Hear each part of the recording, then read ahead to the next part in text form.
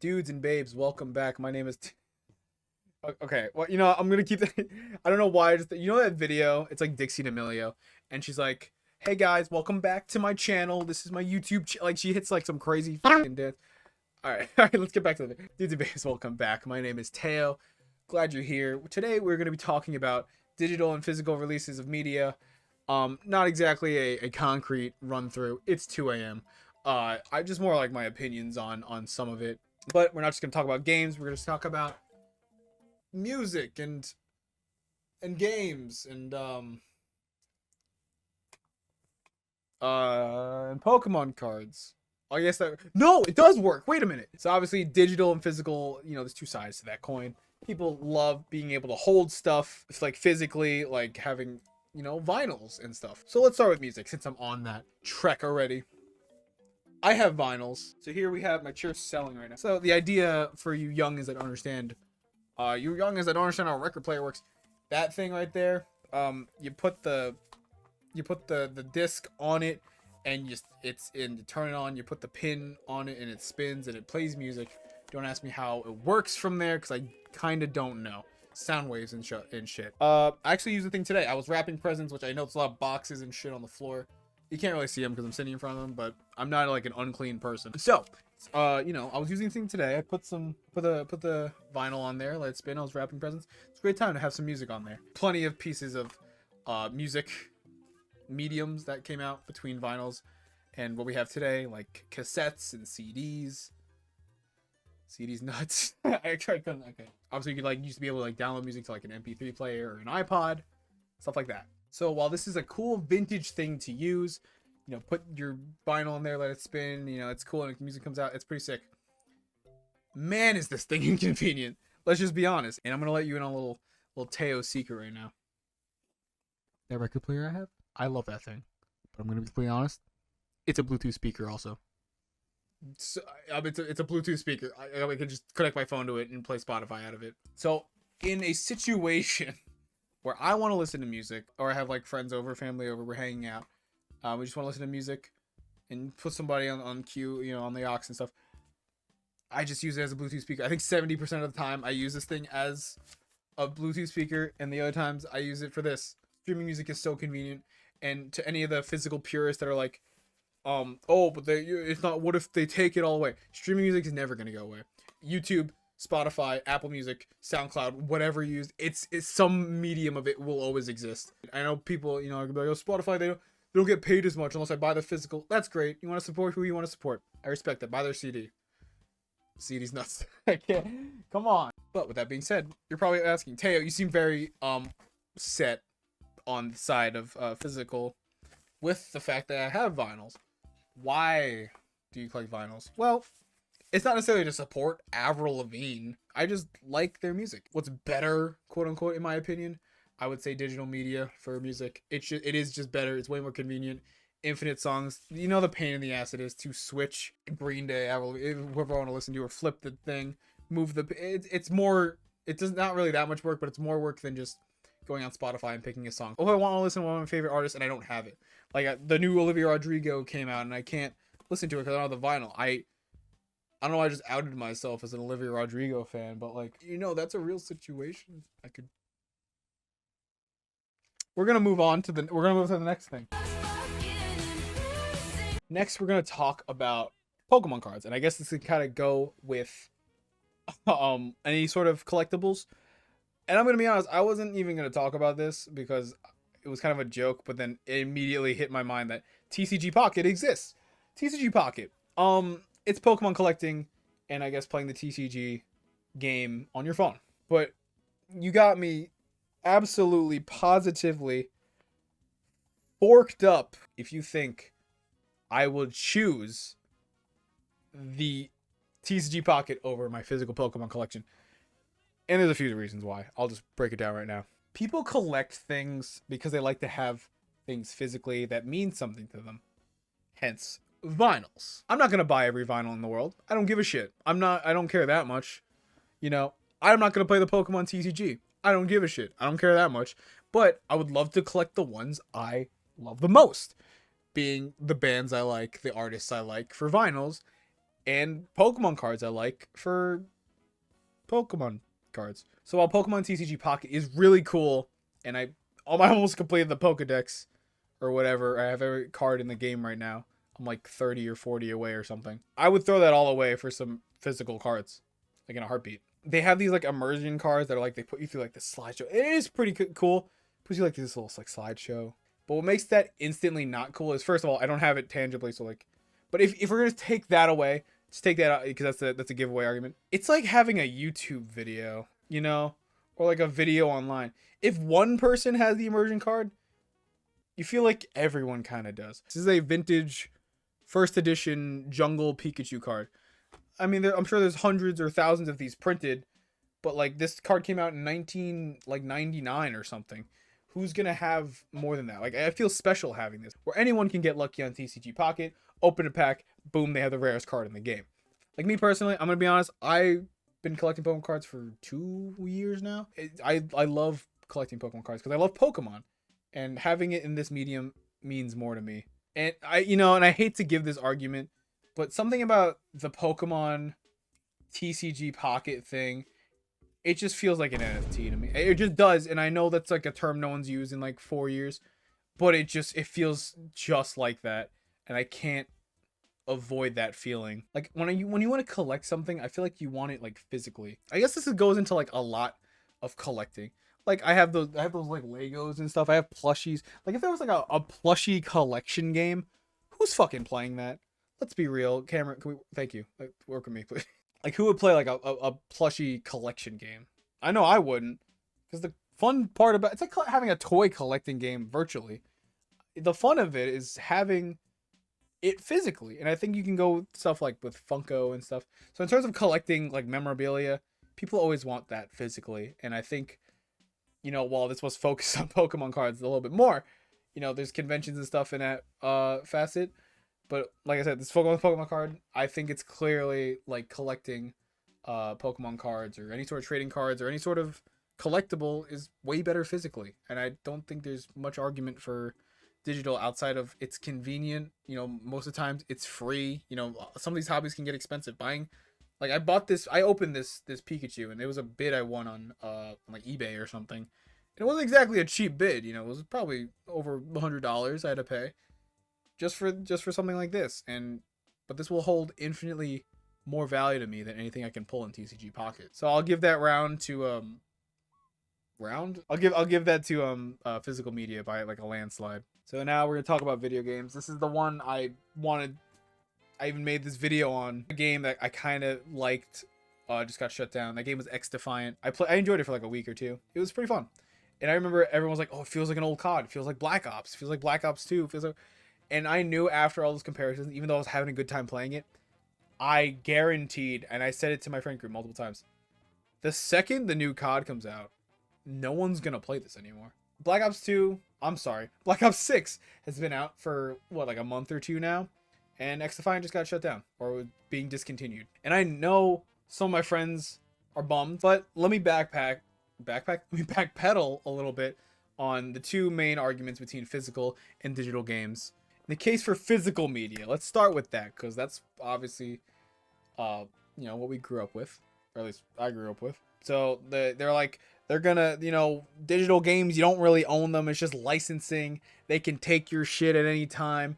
I'll always own Rabbids Go Home for the Wii. As long as I have a Wii, I can always play it with the right peripheral, how God intended. And for the digital side, it's so convenient. A lot of these games are free now. You don't need the specific console. If you want to play a game that's old, you could emulate it. It's illegal, but you can emulate it. And, if I want to buy a game, I don't have to like go to a store, go to GameStop and go talk to the guy, and he's giving me his whole friggin' sales pitch on the power-up rewards system that I don't give a rat's ass about. I was going to say no anyway, but I don't want to be an asshole and cut him off, so I'm letting him do his whole sales pitch to me. And then I say no. I'd be like, oh, maybe next time, there's like some bullshit. That's the argument for digital. So let's start with digital. I think it's easy to knock that shit down, because obviously, yes, let's go through those points. You don't really own the game. When you digitally buy a game, you're buying a license to use the game, and that's it. Like, you don't really own it. There's nothing against that. That's a very convenient thing to have. Like, I don't own Fortnite. It's a free game. It's just I have a license to use a free license to use the game, or anything like a game you have to buy. Like, I don't own Black Ops 6 if I bought it digitally.